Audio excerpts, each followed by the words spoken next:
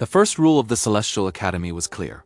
No student below the rank of Master Arcanist could enter the restricted archives. The second rule was even clearer. Necromantic texts were forbidden entirely, regardless of rank, sealed behind wards that would alert the entire faculty if breached. Kaelan had broken both rules before breakfast. The half-elf sat cross-legged on the cold stone floor of the deepest archive vault, a tome bound in faded gray leather spread across his lap, his finger tracing lines of ancient script that glowed faintly amber in the light of his enchanted reading lamp. Around him, dust motes danced in the still air. Dust that hadn't been disturbed in perhaps a century, until 15 minutes ago when he'd slipped past the wards using a technique he'd discovered, purely by accident 3 weeks earlier. The book before him wasn't what he'd expected. The title, Foundations of Life-Aligned Restoration, suggested medical magic, healing arts, perhaps advanced techniques for reversing mortal injuries. But the content was speaking about death in ways that made his scholarly instincts sing with recognition.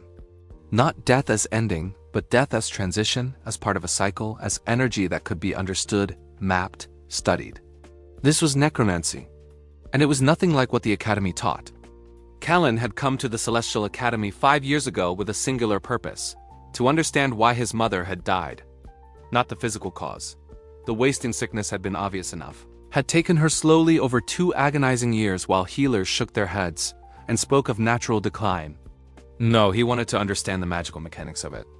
Why healing spells that worked on battle wounds failed against diseases. Why life force ebbed differently in different conditions. Why some people clung to life with impossible tenacity while others slipped away despite every intervention. The Academy's healers had forbidden such questions. "We preserve life," High Cleric Miriam had told him during his first year, her voice kind but firm. "We do not study death. That path leads only to darkness and corruption." But Kaelan had always been cursed with an inconvenient need to understand the why of things. If you couldn't study death, how could you truly understand life? If you refused to examine the mechanisms of decay, how could you hope to counteract them effectively? So he'd studied in secret. Read forbidden texts smuggled from the public libraries in the city below. Corresponded under false names with scholars in distant lands who took a less dogmatic approach to magical theory. And 3 weeks ago, while attempting to decipher a particularly stubborn locking ward on his dormitory door, his roommate kept borrowing his notes without asking. He'd accidentally discovered that the Academy's anti-necromancy wards had a fundamental flaw. They detected malicious intent, not academic curiosity. He wasn't trying to raise the dead or steal life force. He just wanted to understand. And apparently, the wards couldn't tell the difference between that and genuine scholarly investigation. The book he was reading now was revolutionary. It described necromancy not as the dark art of undeath and soul corruption that the Academy preached against, but as a school of magic focused on the boundary between life and death, on understanding vital energy flows, on the delicate balance that sustained living beings. The author, someone named Theron Breichild, a name Kaelan had never encountered in any approved text, wrote with clinical precision about topics the Academy refused to even acknowledge existed. The fundamental error, one passage read, lies in conflating necromancy with its corruption. A knife can cut vegetables or throats. The tool itself is neutral, so too with death magic. The manipulation of vital forces, the study of life's cessation, the understanding of what separates the living from the dead, these are not inherently evil. Evil enters when such knowledge is used to violate the natural order, to enslave souls, to create undeath. But the knowledge itself, that is simply knowledge. Kaelan was copying a particularly interesting diagram about life force. Circulation patterns when he heard footsteps echoing down the corridor outside the vault. Not the slow, measured steps of a patrolling guard, but quick, purposeful strides that suggested someone knew exactly where they were going. His heart hammered. The wards hadn't triggered. He was certain of that, would have felt the surge of alarm magic. But someone was coming, and being found here with a forbidden text would mean immediate expulsion at best, possible criminal charges at worst. The Academy took its prohibition on necromancy very seriously. Kaelan whispered the incantation for Misty Step, feeling the familiar pull of teleportation magic, but nothing happened. Of course, the vault had anti-teleportation wards. He was trapped. The footsteps stopped outside the vault door. Kaelan held his breath, mind racing through possible explanations, excuses, anything that might. The door opened, and Professor Alara Moonwhisper stepped through. Kaelan's world narrowed to a single point of horrified realization. Professor Moonwhisper taught advanced arcane theory, was known for her absolute adherence to academy rules, and sat on the disciplinary board that decided expulsion cases. She was, quite possibly, the worst person who could have found him. She looked at him for a long moment, her silver eyes unreadable, her expression neutral. Then she glanced at the book in his lap, at the notes he'd been taking, at the careful diagrams he'd sketched. "Theron's work," she said quietly. "I wondered if anyone would ever find it again." Kaelan opened his mouth, closed it, opened it again. "Professor, I can explain, can you?" She stepped into the vault, and Kaelan noticed for the first time that she moved with absolute silence, despite her earlier footsteps. She'd wanted him to hear her approach. Had given him a chance to hide, to flee, to do anything except sit there holding the evidence of his transgression. "Can you explain why you're reading forbidden texts in a restricted vault that should be impossible for students to access? Can you explain how you bypassed wards that have stood for 3 centuries? Cullen's mind, usually so quick with words, failed him completely. Professor Moonwhisper settled herself on the floor across from him with the ease of someone half her apparent age. "Let me save you the effort of fabricating a story. You're here because you want to understand necromancy. Not to practice it maliciously, not to raise armies of undead or trap souls in phylacteries. You want to understand it the way you understand evocation or transmutation, as a school of magic with principles and applications that can be studied rationally." The accuracy of her assessment left Kaelan speechless. "Your mother died of wasting sickness," she continued, her voice gentle now. "You were 14. The healers couldn't save her, and you've spent the last 5 years trying to understand why. You've read every approved text on healing magic, taken every course on restoration and preservation, and found them all inadequate, incomplete, because they refuse to acknowledge the other half of the equation. How do you know all that?" Kaelan managed. "Because I was exactly like you 30 years ago." Professor Moonwhisper gestured at the book in his lap. "Theron Brightshield was my mentor. Before the Academy decided his work was too dangerous, before necromancy became the forbidden art, before fear replaced understanding in our curriculum. He taught me that death is not evil, it simply is. And that refusing to study it doesn't make us more moral. It just makes us more ignorant." Kaelan felt as if the floor had disappeared beneath him. "But you're on the disciplinary board. You enforce the prohibition. I am. And I do." Her expression turned sad. "Because 25 years ago, a student misused Theron's research. Took the principles of life force manipulation and twisted them, created abominations, caused deaths. The Academy responded by banning all necromantic study, sealing Theron's work, and eventually forcing him into exile. He died in disgrace, his life's work condemned as corruption incarnate. But it's not," Kaelan said, finding his voice again. "This book, it's brilliant. It's compassionate. It approaches death with respect and rigorous methodology. There's nothing corrupted about it." "No, there isn't." Professor Moonwhisper reached out and turned a page in the book, stopping at a chapter titled On the Sanctity of Natural Death. Theron believed that necromancy's highest calling was to help the dying transition peacefully, to ease suffering, to preserve dignity. He thought the undead were abominations, violations of everything his art stood for. But one student's corruption tainted everything he built. She looked up, meeting Kaelan's eyes. The Academy made its choice out of fear. Fear that knowledge itself could corrupt. Fear that understanding death might lead inevitably to causing it. And perhaps they were right to be cautious. But in their caution, they've created generations of healers who can't fully understand what they're trying to preserve. Mages who view an entire school of magic as inherently evil rather than merely dangerous. Kaelan's thoughts were racing. "Why are you telling me this? Why aren't you reporting me?" "Because you remind me of myself at your age. Curious, determined, unwilling to accept, because I said so." As an answer, Professor Moonwhisper stood, brushing dust from her robes. "And because Theron's work deserves better than to gather dust in a vault where fear locked it away. But understand this, Kaelan, if you choose to pursue this knowledge, you walk a narrow path. The Academy will not tolerate necromantic practice. If you're discovered, I cannot protect you. Then why help me at all? She smiled, sad and knowing. Because someone should understand what Theron really taught. Someone should know the truth before it's lost entirely. You have until dawn to read and take notes. Then you'll return that book to its shelf, reseal the vault, and never speak of this conversation. Is that clear? Kaelan nodded, not trusting his voice. Professor Moonwhisper walked to the vault door, then paused. One more thing. Theron's greatest student, the one whose corruption led to all this, started exactly where you are now. With good intentions and pure curiosity. Remember that. Knowledge isn't dangerous because it exists, but because of what we choose to do with it. She left, her footsteps fading into silence. And Kaelan was alone again with truths that would change everything he thought he knew about magic, death, and the fine line between understanding and corruption. He had until dawn. He intended to use every minute. The semester following Kaelan's midnight encounter in the vault proceeded with surreal normalcy.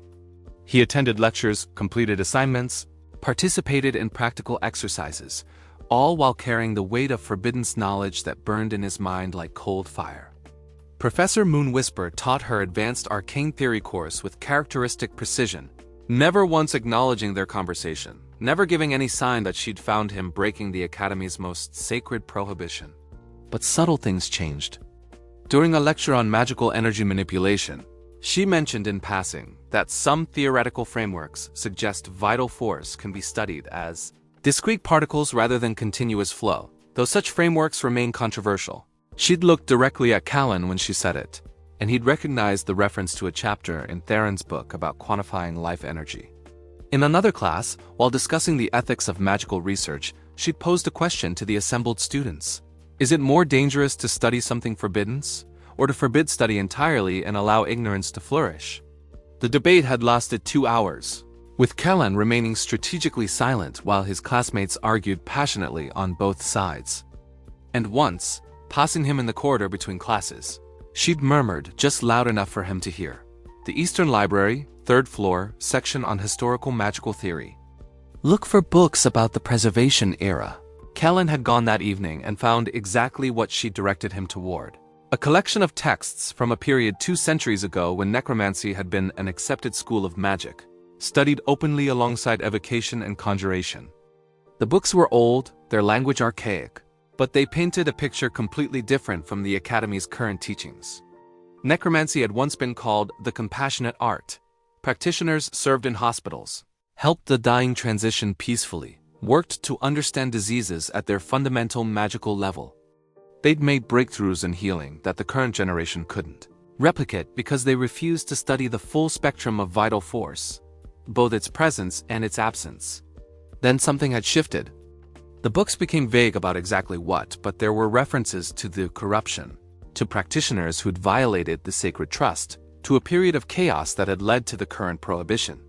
Whatever had happened, it had been catastrophic enough to turn an entire school of magic from respected to reviled in less than a generation. Kaelan read voraciously, careful to check out books under the guise of general historical research. He learned that necromancy encompassed far more than raising undead, that was actually considered a perversion of the art's true purpose. Real necromantic theory dealt with understanding life force, with tracking the boundary between living and dead, with mapping the transition that occurred at death. And the more he learned, the more he realized how much current healing magic was handicapped by its refusal to acknowledge these principles. Healers could mend wounds but struggled with diseases because disease operated at the boundary between life and death, and studying that boundary was forbidden. They could restore lost blood but couldn't effectively treat conditions that caused ongoing deterioration because understanding deterioration required studying death itself. His mother could have been saved, Kaelan realized with bitter clarity, if the healers who treated her had understood the mechanisms they were fighting against. But that knowledge had been locked away, forbidden, declared too dangerous to pursue. It made him angry. And anger, he was learning, was dangerous when combined with forbidden knowledge. He was in the Academy's main library 3 months after his midnight vault visit, researching historical disease classifications for a paper on healing theory when he noticed the pattern. Every 10 to 15 years, the Academy accepted a student who showed exceptional talent in restoration magic and deep curiosity about healing's theoretical foundations. And every one of those students, without exception, had either been expelled for necromantic research or had died under mysterious circumstances before completing their studies. Kaelan's hands trembled as he traced the pattern through the Academy's enrollment records. The names were there, carefully documented. Brilliant students, all of them. Curious students. Students who asked uncomfortable questions about why certain healing techniques worked and others didn't. Students exactly like him.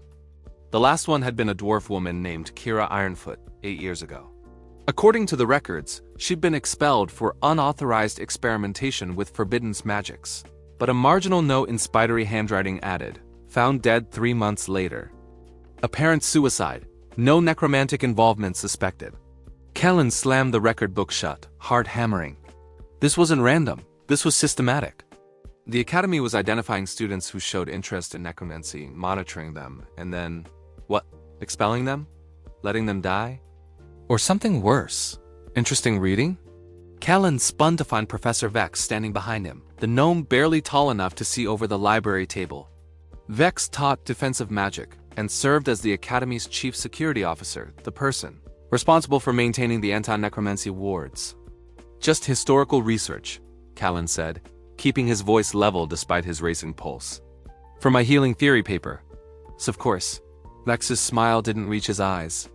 You know, you remind me of a student we had several years back. Kira Ironfoot.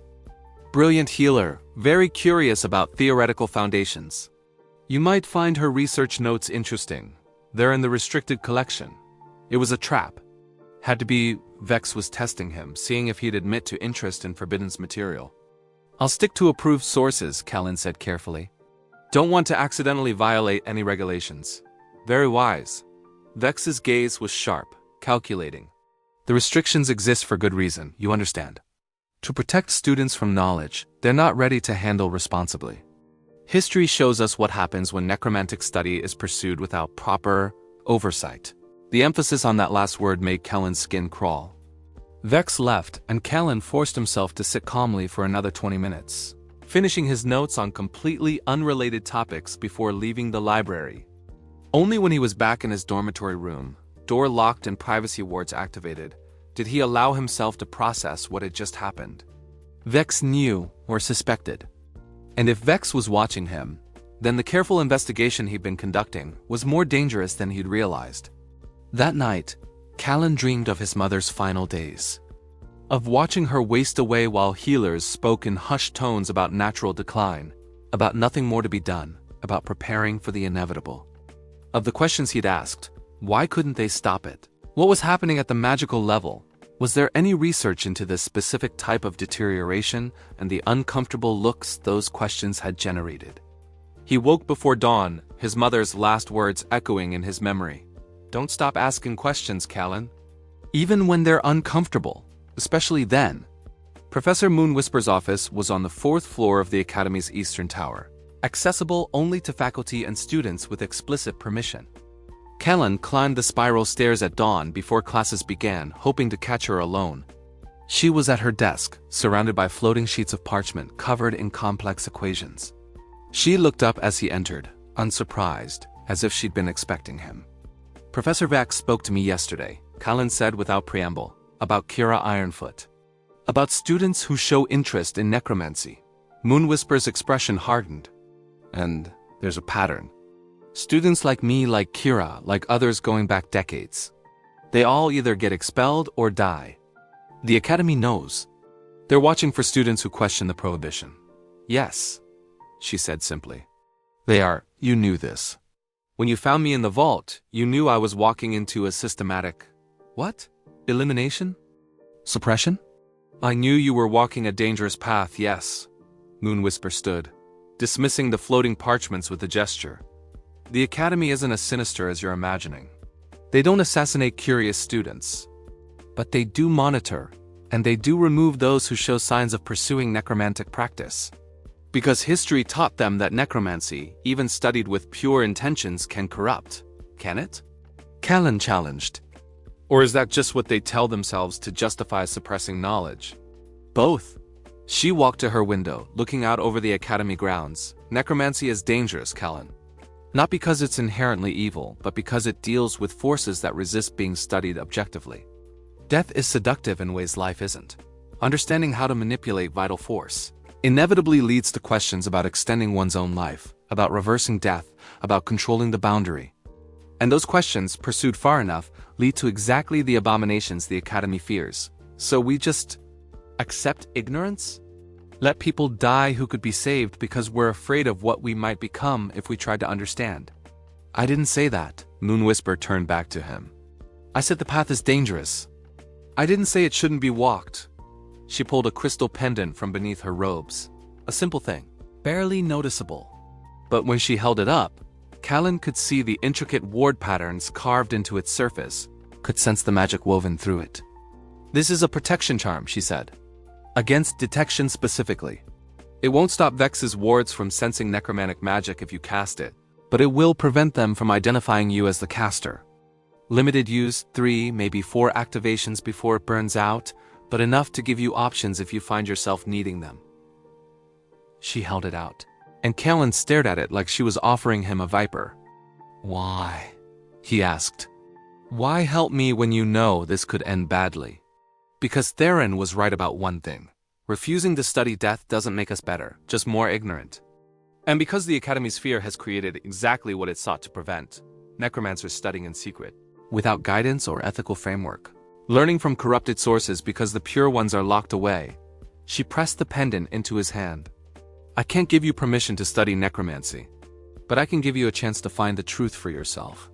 What you do with that chance is up to you. Kaelan closed his fingers around the crystal, feeling its weight. What happened to Theron? Really happened, I mean, he found something, Moonwhisper said quietly. In his research. Something that proved necromancy could be used to cure diseases currently considered incurable, to extend healthy life, to ease suffering in ways current healing magic cannot. But it required understanding death so intimately, dancing so close to the line between study and practice, that the Academy forbade it. They gave him a choice, abandon his research or leave.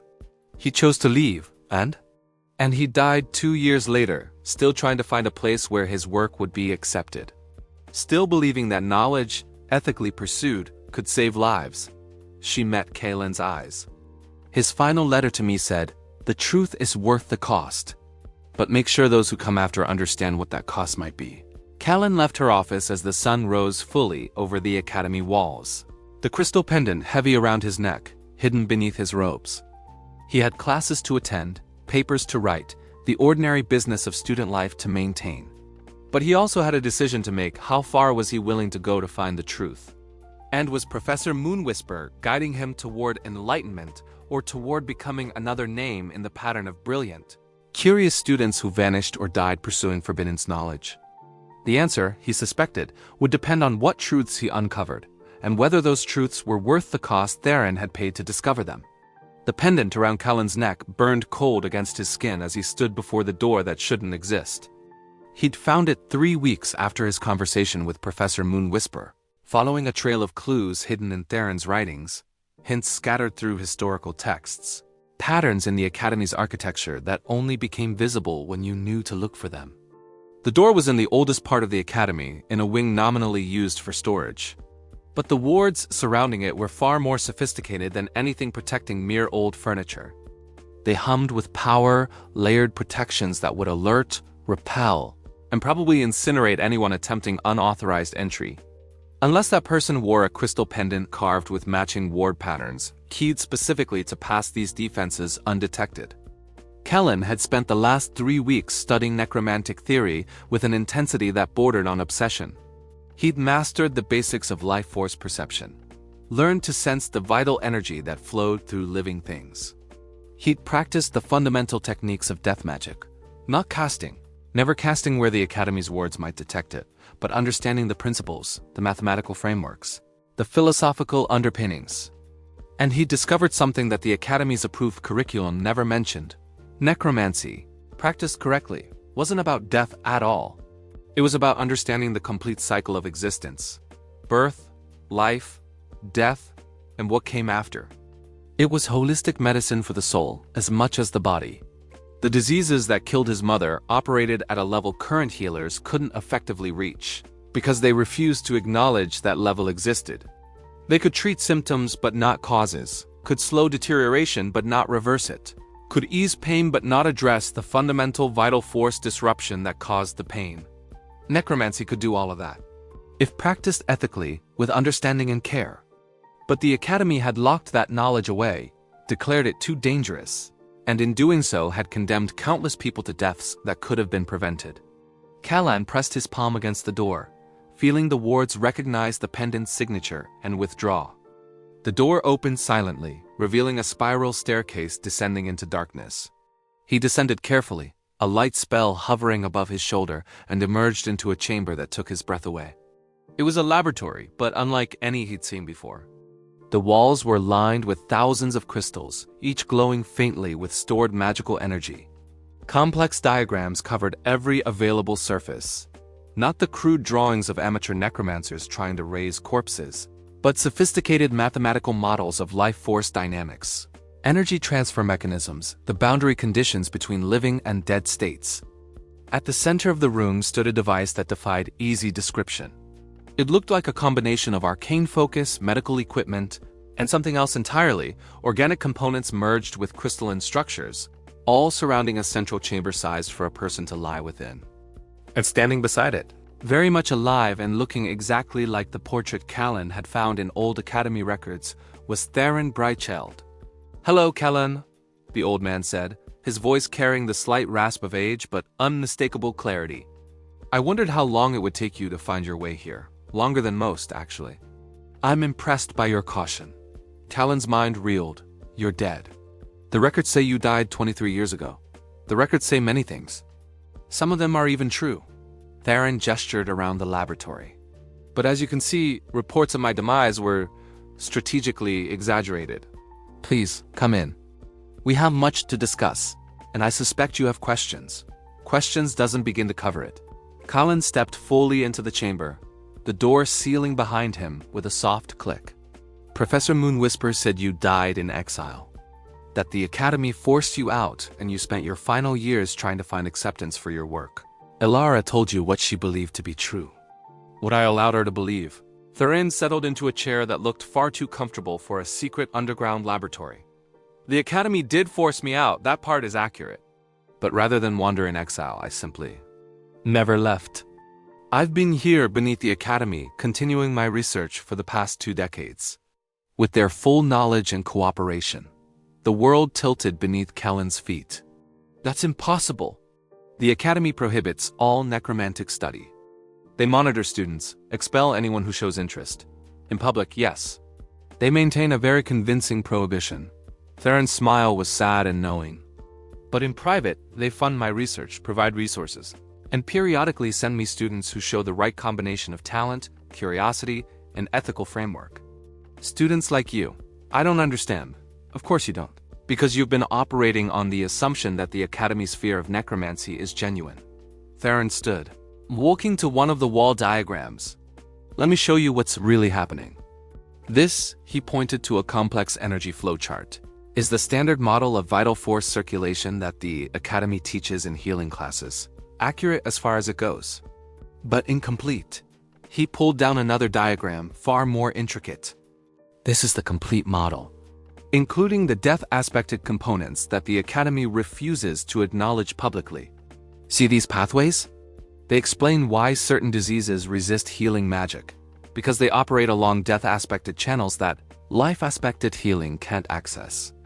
To cure them, you need to use death magic, necromancy." Kaelan studied the diagrams, his trained eye immediately recognizing the elegance of the complete model. It explained so much that the standard teachings left mysterious. Why hide this? If this knowledge could save lives, because 25 years ago, we tried teaching it openly. Theron's expression darkened. "I had 6 students in my advanced necromantic theory course. Brilliant minds, all of them. 5 went on to become exceptional healers, using the complete understanding to cure diseases others couldn't touch. The 6th, he paused, pain crossing his aged features. The 6th decided that if understanding death could cure disease, then mastering death could grant immortality. He murdered 17 people trying to perfect a ritual to transfer their life force to himself. By the time we stopped him, the damage was done. One student, Kaelan said quietly. One student's corruption condemned the entire field. One student's very public, very horrific corruption. Theron corrected. The other 5 protested the ban, argued that one bad actor shouldn't damn the entire discipline. But the Academy's governing board made a calculation. The political cost of defending necromancy was too high. Better to appear to ban it entirely, maintain the fiction that all death magic is corrupted, and continue the necessary research in secret. The implications crashed over Kaelan like a wave. So the students who get expelled for necromantic interest are tested, monitored. Those who show ethical lapses, obsessive tendencies, or inability to maintain appropriate boundaries are genuinely expelled and watched to ensure they don't become dangerous. Those who show genuine scholarly interest, ethical consideration, and appropriate caution are redirected. Theron gestured at the laboratory around them. Some, like you, eventually find their way here. Others receive carefully curated information through indirect channels. A few are invited to join the research officially after graduation, and the ones who die? Theron's expression turned grim. Those are real, I'm afraid. Because as much as the Academy tries to control the knowledge, information leaks. Students access corrupted texts, learn from sources that teach necromancy as power rather than understanding, fall into the same traps that claimed my 6th student. We try to intervene, but we can't save everyone. Kaelan felt sick. The entire system, the prohibition, the monitoring, the pattern of expelled students, it was all theater. An elaborate performance designed to hide the truth, that necromancy was too valuable to abandon, but too dangerous to teach openly. Why tell me this? He asked. Why bring me here? Because you remind me of myself at your age. Because Alara saw in you the same potential I saw in her 3 decades ago. And because the work I'm doing here, Theron walked to the central device, placing a hand on its crystalline surface, is reaching a critical point. In 6 months, maybe less, I'll have perfected a treatment protocol for the wasting sickness that killed your mother. A protocol that uses necromantic principles to target and reverse the death aspected, deterioration that current healing magic can't touch. Kaelan's breath caught. You can cure it, I will be able to cure it. But that cure will require necromantic casting, specific, controlled. Ethically bounded death magic that the Academy officially maintains doesn't exist. When that cure becomes available, the Academy will face a choice. Continue the fiction and condemn victims to preventable deaths, or acknowledge that necromancy, practiced responsibly, saves lives. And I want you to understand what's really at stake. Theron met his eyes. The Academy's fear isn't entirely unjustified. Necromancy is dangerous. It requires walking a line so fine that one misstep can turn healing into harm, study into obsession, understanding into corruption. But refusing to walk that line at all, refusing to even acknowledge it exists, costs lives just as surely as crossing it does. He pulled a folder from a nearby desk, thick with papers. These are patient case studies. People who died from diseases that necromantic healing could have cured. Including, if you look on page 47, your mother's medical history. Kaelan's hands trembled as he took the folder. Part of him didn't want to look, didn't want to have his suspicions confirmed. But the larger part, the part that had driven him to break rules, to study forbidden texts, to walk into this hidden laboratory, needed to know. He found page 47. And there it was, documented with clinical precision. His mother's vital force had deteriorated along death-aspected pathways that life-aspected healing couldn't access. The healers who treated her had done everything their training allowed. But that training was deliberately incomplete, missing the crucial knowledge that could have saved her. She'd died because the Academy chose political safety over complete truth. I'm sorry, Theron said quietly. Truly, if I'd perfected the treatment 5 years earlier, she'd still be alive. Kaelan's voice came out flat, emotionless, because if he allowed himself to feel the full weight of that truth, he'd shatter. All those years of watching her fade, of doctors saying there was nothing more to be done, they were lying. Not intentionally, but through ignorance the Academy enforced. Yes. And now you want me to be part of continuing that system? To hide truth, to maintain the fiction, to let others die while we work in secret? No. Theron's voice was firm. I want you to be part of changing it. The cure I'm developing can't be hidden. When it works, when it saves lives that current medicine can't, the Academy will have to acknowledge necromancy's legitimate applications. But that transition will require voices, credible, ethical voices, arguing that death magic, practiced responsibly, is medicine, not corruption. Voices like yours. Kaelan looked around the laboratory at decades of hidden research, at the device that might cure the disease that killed his mother, at the tragic evidence that knowledge suppressed caused as much harm as knowledge misused. "What happened to your sixth student?" he asked. "The one who murdered for immortality. He's in the Academy's most secure containment facility. Still alive, actually, though no longer entirely human. The ritual he attempted didn't work as he'd hoped. He achieved a form of immortality, but at the cost of everything that made life worth living. He exists, but he doesn't live." A cautionary tale we use to remind ourselves why boundaries matter. And that's supposed to reassure me? It's supposed to scare you. Appropriately, Theron's gaze was steady, unflinching. Power without wisdom, knowledge without ethics, curiosity without boundaries, these lead to exactly what the Academy fears. But wisdom without knowledge, ethics without power, boundaries without understanding, these lead to preventable suffering. The challenge is finding the balance. The central device began to glow softly, crystals activating in sequence. Theron glanced at it, then back to Kaelan. "I need to run the next test sequence. You're welcome to stay, observe, ask questions.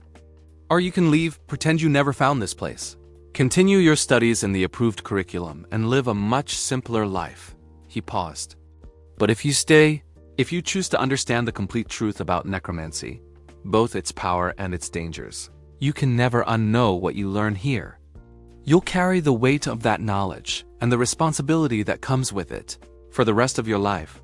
Kaelan looked at the folder in his hands, at his mother's case file documenting a preventable death. He thought about Theron's sixth student, corrupted by the very knowledge he sought. He thought about Professor Moon Whisper, carrying secrets for 3 decades, helping students find truth while knowing some would be destroyed by it. He thought about all the people currently dying from diseases that could be cured. If only the Academy's fear didn't outweigh its compassion, the truth was worth the cost. Theron had written that in his final letter, believing he was dying in exile. But he'd been wrong about dying, wrong about exile, wrong about the Academy's absolute prohibition. What else might he have been wrong about? "I'll stay," Kaelan said. "Teach me. Show me everything. And then help me figure out how to change a system that values appearance over truth, that chooses comfortable lies over uncomfortable realities." Theron smiled, genuine warmth breaking through his aged features. "Your mother would be proud. She asked questions until the end, you know. Even when the healers couldn't answer them, even when they grew frustrated with her persistence. She knew something was wrong with the standard approach. She just didn't live long enough to prove it. Then I'll prove it for her." Kaelan set the folder down carefully, reverently. "And for everyone else who died because knowledge was locked away instead of shared responsibly." "Good." Theron gestured toward the glowing device. "Then let's begin with the basics of life force resonance mapping. Fair warning. This is complex, challenging, and occasionally disturbing work. But it's also the most important research happening in magical medicine today. Ready?" Kaelan took a breath, feeling the weight of the moment. He was crossing a threshold, stepping into a truth that would reshape everything he thought he knew about magic, about healing, about the fine line between help and harm. "Ready," he said. And deep beneath the Celestial Academy, in a laboratory that officially didn't exist, the real education began. 3 months of intensive study in Theron's hidden laboratory had transformed Kaelan's understanding of magic in ways he couldn't have imagined. He'd learned to perceive life force flows with precision that made standard healing diagnostics look crude by comparison. He'd mastered the mathematics of vital energy transfer, understood the delicate balance between life-aspected and death-aspected forces that sustained healthy existence. And he'd learned, with uncomfortable clarity, exactly why the Academy feared this knowledge. It was intoxicating. Feeling the pulse of life energy in living things. Understanding exactly how disease disrupted that pulse. Knowing with absolute certainty how to fix problems that baffled conventional healers. The power was seductive in ways Theron's warnings hadn't fully prepared him for. More than once, Kaelan caught himself thinking, I could extend my own life indefinitely. The principles are right here, proven, tested. I could preserve myself, continue learning, contribute for centuries instead of decades. Each time he forcibly redirected his thoughts. But the temptation grew harder to resist with each passing week. Theron noticed. Of course, the old man noticed everything.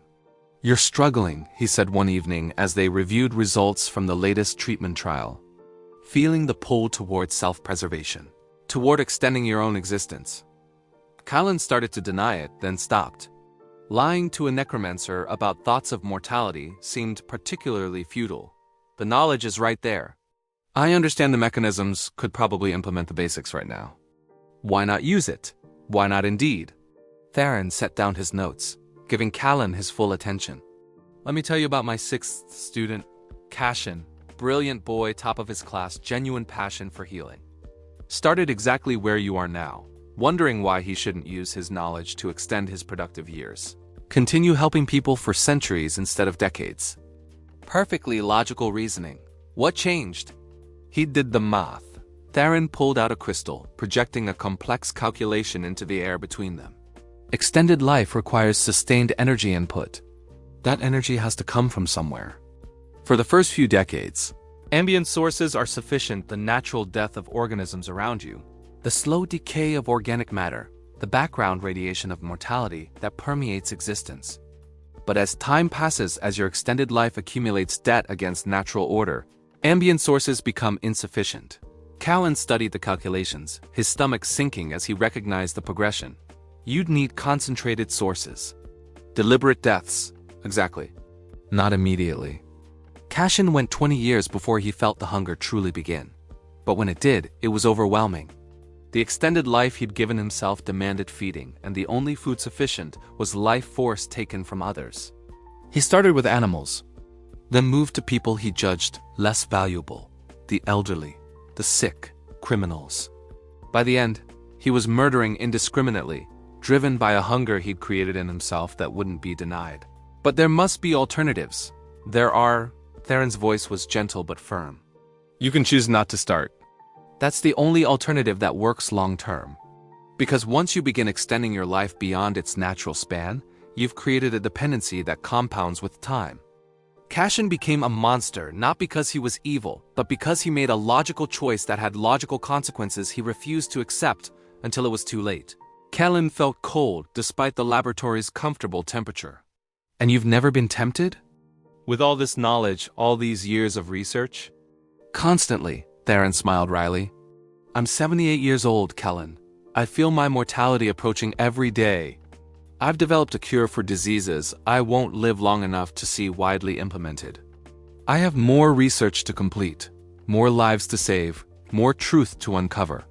Of course, I'm tempted to extend my time, but you don't. But I don't. Because I've seen what that path leads to. And I refuse to become the monster that validates the Academy's fears. He stood walking to the central treatment device.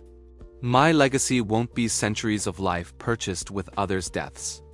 It will be knowledge that saves lives after I'm gone. That's immortality enough. Before Kaelan could respond, the laboratory's wards flared with urgent warning. Someone was approaching, someone with authorization to bypass the outer defenses, but triggering alerts nonetheless. Professor Moonwhisper descended the spiral stairs moments later, her expression grave. Behind her came Professor Vex, and 2 other faculty members Kaelan recognized from the disciplinary board. Theron, Moonwhisper said without preamble. We have a problem. The cure trial word leaked. The council knows you're close to a working treatment for wasting sickness. That was inevitable, Theron replied calmly. We knew we couldn't hide success indefinitely. They're demanding you present your findings to the full Academy Assembly in 3 days. Either prove the treatment works and is ethically sound, or they'll shut down the research entirely and seal this laboratory permanently. She glanced at Kaelan. All researchers, including students, will face full investigation. If they find evidence of necromantic practice that violates ethical boundaries, they won't, Theron interrupted. Because there isn't any. Everything we've done here has been carefully documented, ethically reviewed, and bounded by strict protocols. We have nothing to hide, Vex spoke up, his voice sharp. Except that you've been secretly teaching necromancy to students. For 2 decades, while the Academy officially prohibited all such study. That deception alone was necessary to save lives the Academy's official position condemned to death, Theron shot back. And you know it, Vex. You've reviewed our protocols. You've seen the results. People are alive today because of research conducted in this laboratory. Can you say the same about the prohibition you've spent your career enforcing? The tension in the room was thick enough to cut. Kaelan found himself calculating exits, defensive spells, ways to protect the research if this turned violent. Then Professor Moonwhisper raised her hand and everyone fell silent. "This isn't the battle," she said quietly. "The real fight happens in 3 days, in front of the full assembly. When Theron presents his cure and the Academy decides whether knowledge feared is more dangerous than ignorance maintained." She looked at Kaelan. "You'll be called to testify. As Theron's student, as someone who studied both the approved curriculum and the complete framework. The Council will ask you whether necromancy can be studied ethically, or whether the temptation toward corruption is too strong for any student to resist. What should I say?" "The truth." Theron's voice was firm. "Tell them what you've learned, what you've struggled with, what you've chosen despite temptation. They need to hear from someone your age, someone facing the same choices Kaelan faced, who chose differently." Vex's expression was skeptical. A semester of study doesn't prove long-term ethical behavior. Kaelan was a model student for years before his corruption. "Then what would prove it?" Kaelan asked. "What evidence would convince you that necromancy can be studied without inevitable corruption?" "Nothing," Vex admitted. "Because I've seen what happens when students access this knowledge. Not all of them fall. Theron's right about that. But enough do that, the risk outweighs the benefit." "Enough based on what sample size?" Kaelan challenged. "How many students has the Academy secretly monitored over the decades? How many were given proper ethical training versus left to figure out boundaries on their own? You can't calculate risk from a biased data set." "He's not wrong," one of the other professors said. "Our current approach, monitoring in secret, intervening only when corruption manifests, virtually guarantees failures. If we taught necromantic theory openly, with proper ethical frameworks and supervision, we'd validate every fear about this. Academy becoming a training ground for dark wizards," Vex interrupted. "The political consequences alone are worth accepting if the alternative is letting people die from curable diseases." Kaelan's voice rose despite his attempt at control. "My mother died because the healing available was deliberately incomplete. How many others have to die before we admit the prohibition causes more harm than the knowledge it restricts?" Silence fell. Then Moonwhisper spoke, her voice carrying weight that silenced all objections. 3 days. Theron presents his cure and his ethical framework. The Council votes on whether to legitimize necromantic research under controlled conditions, or to maintain the current prohibition. We all testify honestly about what we've observed, what we've learned, what we believe is the right path forward. She looked at each person in turn. And then we live with the consequences of that vote, whatever they may be. The next 3 days were a blur of preparation. Theron compiled decades of research into a presentation that had to be both comprehensive and accessible, proving not just that the cure worked, but that it could be implemented safely. Kaelan practiced his testimony until he could deliver it in his sleep, balancing truth about necromancy's dangers with evidence of its potential.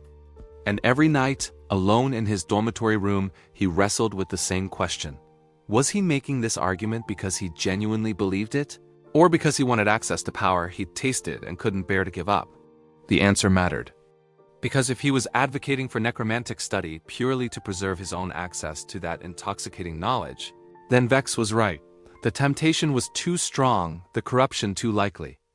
But if he truly believed that knowledge ethically pursued could save lives, that fear shouldn't dictate what could be studied, that ignorance enforced was its own form of harm, then he had to speak up, regardless of personal cost.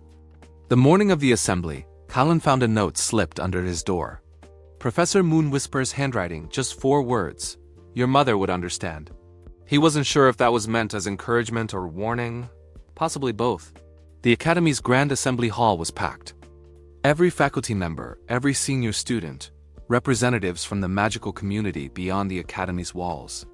At the center of the room, on a raised platform, Theron stood beside his treatment device, transported from the hidden laboratory with considerable effort, ready to demonstrate the cure that could change everything. The Chancellor called the session to order, and Theron began his presentation.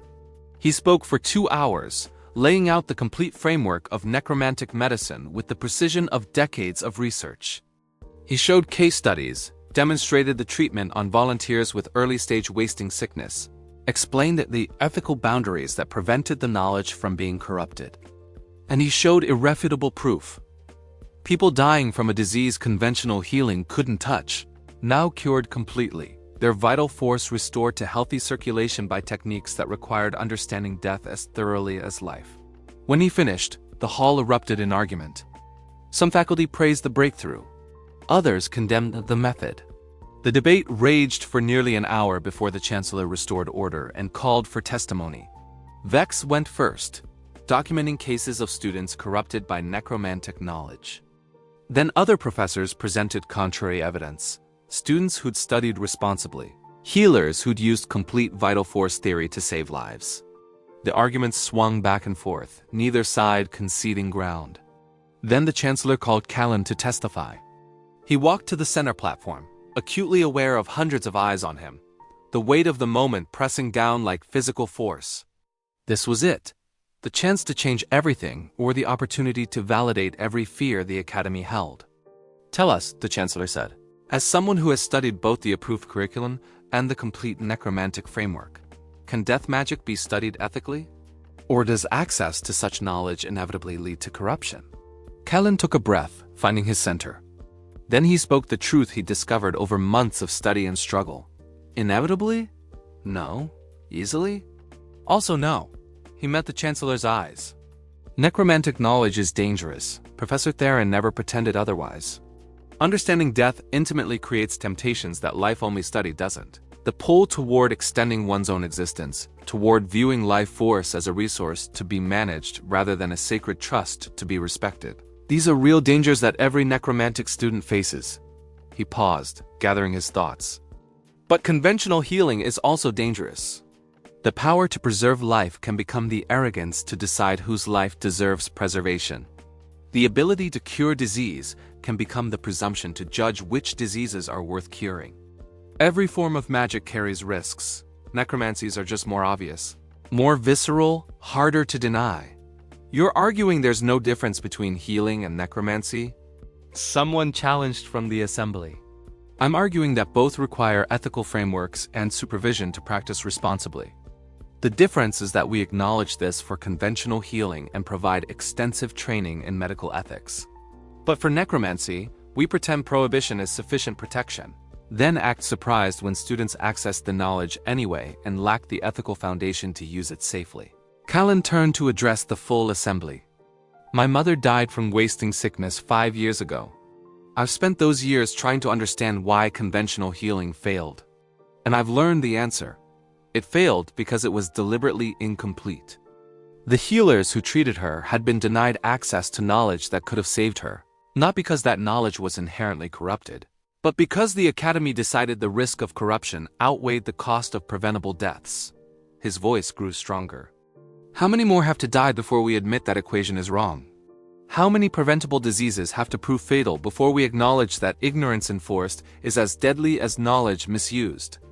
How many students have to seek necromantic training in secret, without guidance or ethical frameworks, before we accept that prohibition doesn't prevent study? It just ensures that study happens under the worst possible conditions. The hall had grown completely silent.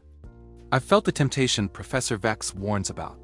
The pull toward extending my life, toward viewing death as an obstacle to overcome rather than a natural boundary to respect. Every day I study with Professor Theron, I feel that pull. And every day I choose to acknowledge it, to understand where that path leads, and to set boundaries I will not cross. He looked at Theron, not because I'm particularly virtuous, but because I've been taught, properly taught, why those boundaries matter. Because I've been shown what corruption looks like and given tools to recognize it in myself before it becomes irreversible. Because the complete framework includes not just the technical knowledge, but the ethical training to use it responsibly. And you believe all students could be trusted with such training? The Chancellor asked. No, Kaelan said honestly. Some will fall despite best efforts. Just as some conventional healers become corrupt despite ethical training, Some necromantic students will cross lines they shouldn't, but the answer isn't to pretend the knowledge doesn't exist. It's to teach it properly, with full awareness of its dangers, and to remove students who demonstrate they can't handle it responsibly before they cause harm. He met the Chancellor's eyes. The current system, secret study, monitoring without teaching, intervention only after corruption manifests, guarantees failures. But a system of open study with proper ethical frameworks, careful screening, and ongoing supervision? That could minimize corruption while preserving access to knowledge that saves lives. And if we're wrong? Vex challenged. If opening necromantic study leads to more corruption than the current prohibition? Then we'll have failed openly after trying to do the right thing, rather than succeeding at maintaining comfortable ignorance while people die from preventable causes. Kaelan's voice was steady. I can live with the first failure. I can't live with the second success. The assembly erupted in debate again. Kaelan stepped down from the platform, his part complete, and found Professor Moonwhisper waiting. Your mother would be proud, she said quietly. And so with Darren's sixth student, if he'd had access to the teaching you received before his corruption became irreversible. The Chancellor called for a vote. Faculty members activated their voting crystals, and colored light filled the hall, amber for approval of controlled necromantic study, blue for maintaining the current prohibition. The lights swirled, mixing, neither color achieving clear dominance. For long moments, the balance held uncertain. Then slowly, grain by grain, the amber light strengthened. Not by much. The vote would be close, Kaelan could see that. But enough. Enough to tip the balance toward truth over fear, toward knowledge bounded by ethics rather than prohibited by ignorance. The Chancellor announced the result. By a margin of 12 votes, the Academy would establish a formal program in necromantic medicine, with strict ethical oversight, careful student screening, and Theron Breichild as founding director. The hidden laboratory would become official. The secret would become sanctioned. And students like Kaelan, curious, determined, unwilling to accept incomplete answers, would have access to complete training instead of fragmented self-study. It wasn't perfect. It wouldn't prevent all corruption. But it was better than the alternative of enforced ignorance. That evening, Kaelan stood with Theron and Professor Moonwhisper in the laboratory that was no longer hidden, watching the treatment device prepare for its first official use on a patient with advanced wasting sickness. You understand what you've committed to? Theron asked quietly. This won't be easy. Teaching necromancy openly will bring scrutiny, criticism, constant pressure to justify every decision. And you'll be part of that teaching. Your testimony today made you a symbol of what responsible necromantic study looks like. I understand, Kaelan said. And I'm ready. Are you? Moonwhisper's question was gentle. Because being a symbol means living up to that standard every day, for the rest of your career. It means turning down temptations others won't even know you face. It means being the proof that necromancy can be studied ethically, which requires maintaining that ethical standard even when it's difficult. Kaelan thought about his mother, about all the patients who would live because this knowledge was now accessible. He thought about future students who would receive proper training instead of dangerous fragments. He thought about the narrow path he'd chosen, walking the line between understanding death and being consumed by it. My mother told me to keep asking questions, he said. Even when they're uncomfortable, especially then. I asked why she had to die and I found an answer. Now I get to help ensure others don't have to ask the same question about their loved ones. Good answer, Theron said. Now let's see if the cure works as well in official practice as it did in secret trials. It did. That or even, perhaps because the patient knew, they were receiving legitimate treatment rather than experimental research of questionable legality. As they watched the vital force patterns stabilize, death aspected deterioration reversing under carefully controlled necromantic intervention, Kaelan felt something settle in his chest. Not certainty. He'd learned enough to know certainty was dangerous in this field. But purpose, direction, the knowledge that he was part of something important, something that would outlive him. The path ahead wouldn't be easy. There would be failures, students who fell despite best efforts, critics who would seize on every mistake as proof that necromancy should never have been legitimized. But there would also be successes, lives saved, knowledge preserved, understanding deepened. And somewhere, in whatever came after death, his mother was smiling. Her questions had led him here. Her refusal to accept incomplete answers had shaped his approach to learning. Her death had driven him to seek truth, even when that truth was uncomfortable, forbidden, dangerous to pursue. Don't stop asking questions, she told him. Even when they're uncomfortable. Especially then, he hadn't stopped.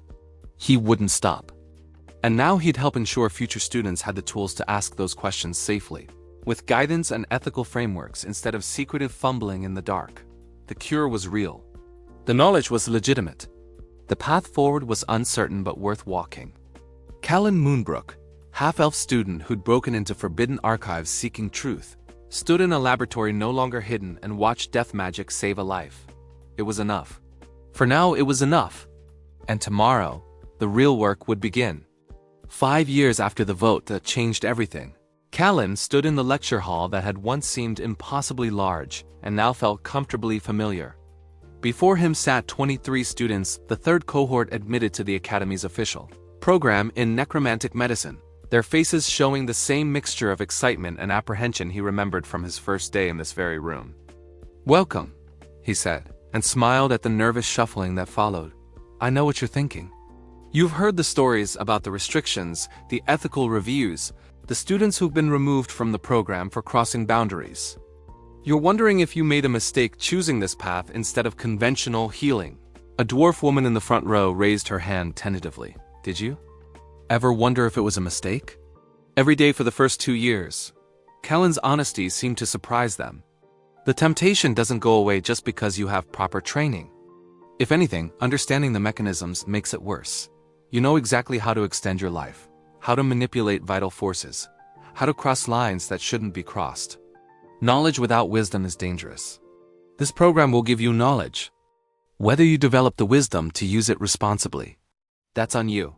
He walked to the center of the room, where a crystal device, smaller and more refined than Theron's original, sat on a demonstration table. This is a vital force resonance scanner, 3rd generation. It can detect the early stages of wasting sickness, blood corruption, and 17 other, previously incurable conditions.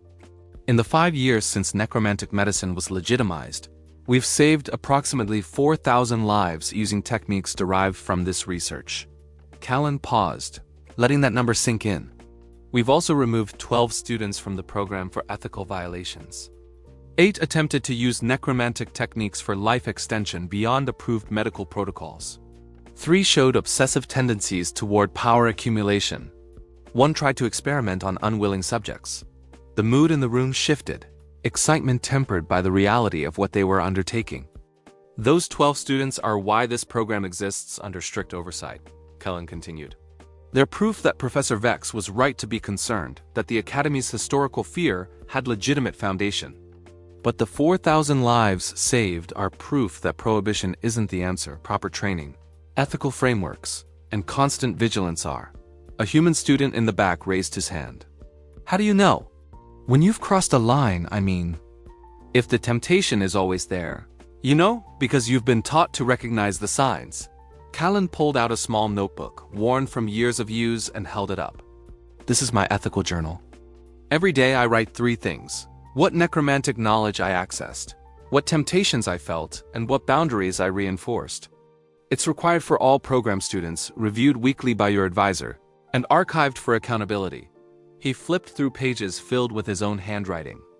Here's an entry from 3 years ago. Studied life extension protocols for research purposes.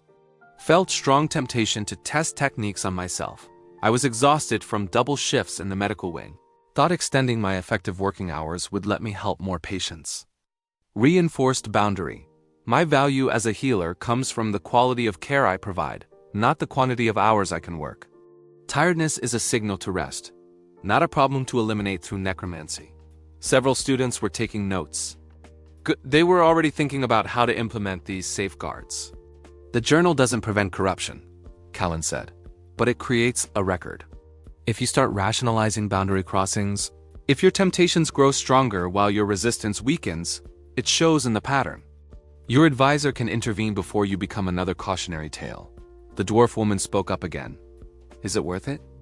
All the restrictions, the constant monitoring, knowing one mistake could end your career? Kaelan thought about the question, really thought about it, giving it the consideration it deserved. Then he walked to the corner of the lecture hall and pulled back a curtain, revealing a wall covered in photographs.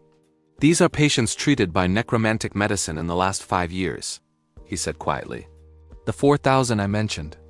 Each of these people would have died from conditions conventional healing couldn't address. Now they're alive, not because we violated natural order, but because we understood it completely enough to work with it instead of against it." He pointed to a photograph of an elderly elf woman, smiling broadly. Morena Starbright. Wasting sickness, advanced stage. Conventional healers gave her 3 months. Necromantic intervention reversed the deterioration. She's been healthy for 4 years now, spending time with her great-grandchildren. Another photograph, a young halfling man, Kaelan Underhill. Blood corruption from magical backlash. Lost 80% of his vital force circulation. We mapped the death-aspected damage and used targeted necromantic restoration. He's back to full magical capacity, working as an enchanter in the capital. Kaelan's hand moved to a photograph he'd placed in the center of the wall. A woman with kind eyes and prematurely gray hair.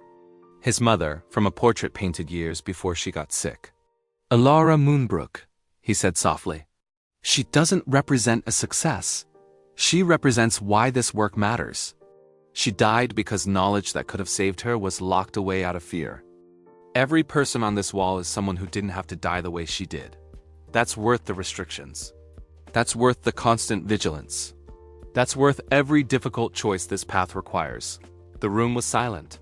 Several students were blinking back tears. "So yes," Kaelan turned back to face them. "It's worth it. But only if you approach this work with appropriate humility, with understanding that you're walking a narrow path that requires constant attention to avoid falling. This isn't conventional healing with necromantic techniques added. It's a complete framework that treats death with the same respect and careful study we give to life." He pulled out the syllabus, distributed copies to each student. "The first 6 weeks focus entirely on ethics. You won't touch necromantic techniques until you can articulate exactly why certain applications are acceptable and others aren't. Some of you will find this frustrating. You came here to learn death magic, not debate philosophy. But philosophy is the foundation," a familiar voice said from the doorway. Professor Theron Brightchild entered, looking only slightly more frail than he had 5 years ago. Power without ethical framework is just disaster waiting to happen. Kaelan learned that lesson well. "I expect you all to do the same." The students straightened in their seats, suddenly more attentive. Theron's reputation had only grown since the program's legitimization. He was the legendary researcher who'd worked in secret for decades, who developed cures the Academy had once forbidden. Professor Brightchild will be guest lecturing on the historical development of necromantic medicine, Kaelan explained, including mistakes made, corruption encountered, and lessons learned from 70 years of research. Pay attention, his experiences are what keep this program from repeating past failures.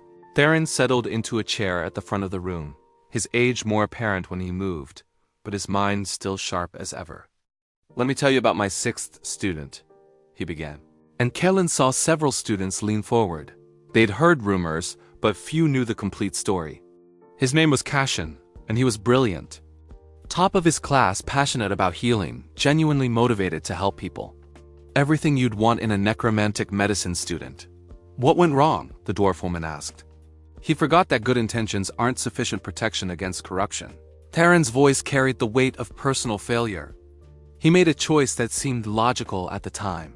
Extended his life to continue helping patients for decades instead of years. But that choice created a dependency he couldn't sustain ethically. And rather than admit his mistake and accept natural death, he chose to feed that dependency with others' lives. "Is he still alive?" someone asked quietly. "In a manner of speaking. He exists in a state that isn't truly living but can't properly be called dead. A cautionary example of what happens when you cross certain boundaries. You don't just harm others. You destroy your own humanity in the process." Theron looked at each student in turn. "Every one of you will face choices like the one Kaelan faced. Moments where a small compromise seems reasonable, where the end appears to justify the means, where your good intentions make you feel entitled to cross lines others respect. What separates you from his fate is whether you have the wisdom to recognize those moments and the courage to choose differently." The lecture continued for another hour. Theron and Kaelan trading off, building a comprehensive picture of what necromantic medicine required, technically, ethically, emotionally. By the time they dismissed for the day, the students looked appropriately sobered, their initial excitement tempered by understanding of the responsibility they were undertaking. After the last student left, Kaelan found Theron still sitting at the front of the room, looking tired but satisfied. "They're a good group," the old man said. "Better screening this year, more diverse backgrounds, better emotional maturity. We might not lose any from this cohort." "We thought that about last year's group too," Kaelan reminded him. "Then Jurin started experimenting with death-aspected enhancement and had to be removed." "True, but we caught it early, before he caused real harm. The system works, not perfectly, but well enough." Theron stood slowly, accepting the walking stick Kaelan handed him. "I won't live to see this program fully mature, you know? Another year, maybe 2 if I'm fortunate. But I'll die knowing the work continues. That the truth I spent decades protecting is now being taught properly." "Don't talk like that," Kaelan said, throat tight. "You're still sharp as ever, still dying like everyone does eventually." Theron's smile was gentle. "I've had a good run. Longer than I had any right to expect, considering the enemies I made along the way. But I'm 78 years old and I'm tired, and I'm ready to see what comes after death without constantly analyzing it from a research perspective." He placed a hand on Kaelan's shoulder. "The program needs a new director within the year. You're the obvious choice. You understand the technical and ethical dimensions. You've lived through the program's development, and students trust you because you're honest about your own struggles. Will you take it?" Kaelan felt the weight of what was being offered. Director of the necromantic medicine program meant responsibility for every student admitted, every technique taught, every boundary maintained. It meant being the public face of legitimized death magic, the person who would be blamed if anything went wrong. It also meant shaping the future of a field that could save thousands of lives, if taught correctly, if monitored carefully, if never allowed to forget the lessons history had taught through blood and corruption. "I'll take it," he said. "On one condition, you help me design the transition. Establish protocols for your succession. Make sure I'm not improvising when you're gone." Theron's grip on his shoulder tightened briefly. "Your mother would be proud. Not just of what you've accomplished, but of who you've become in the process. A healer who understands death well enough to preserve life more effectively. A teacher who remembers being tempted and uses that memory to help others resist. A scholar who values truth but never forgets that knowledge carries responsibility." They walked together toward the exit, Theron's pace slow but steady. At the door, the old man paused, looking back at the lecture hall.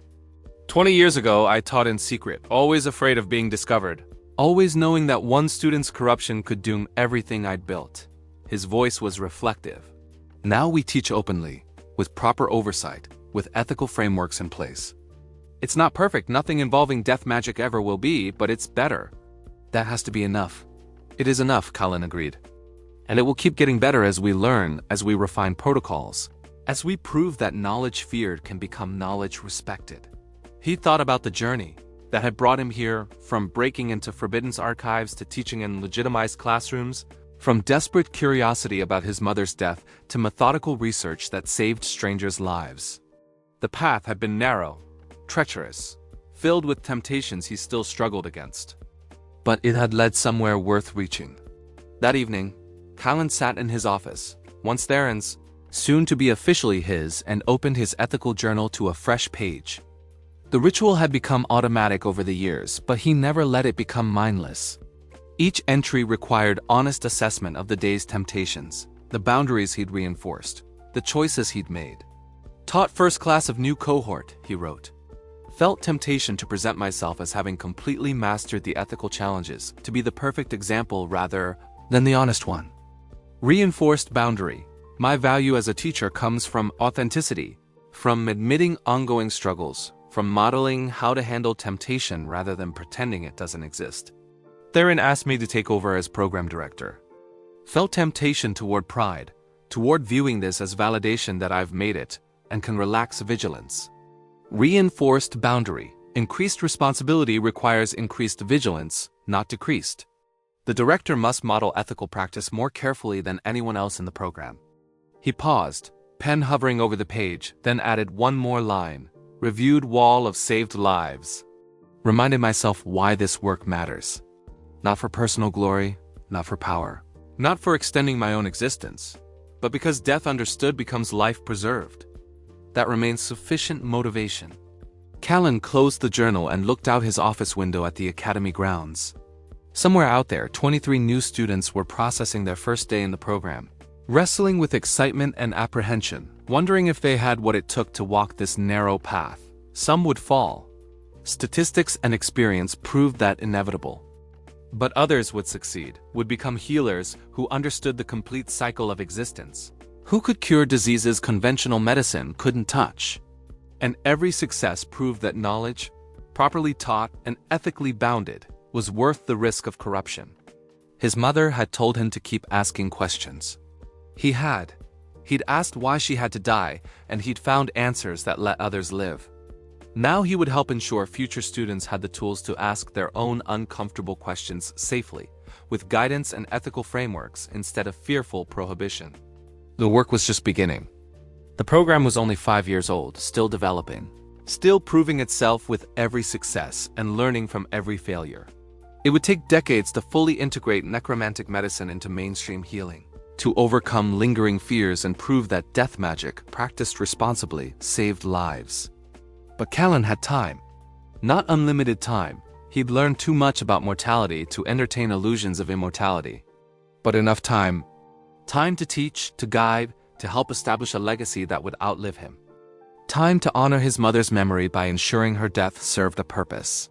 Showing that questions asked persistently enough could change the world, even when those questions made people uncomfortable. Especially then. Outside his window, the sun set over the academy, painting the sky in shades of amber and violet. In lecture halls across campus, students studied approved magic, evocation and transmutation, conjuration and divination. All valuable, all important. But in one special wing, under careful oversight and strict ethical review, students learned the magic that others feared. They learned to understand death well enough to preserve life more effectively. They learned to walk the narrow path between knowledge and corruption.